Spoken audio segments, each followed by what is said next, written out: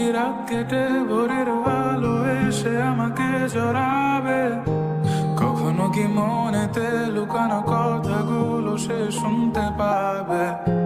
যতবার কল করি তুমি ব্যস্ত থাকো বন্ধুদের সাথে, আবার আমি বের হলে বলো কি কর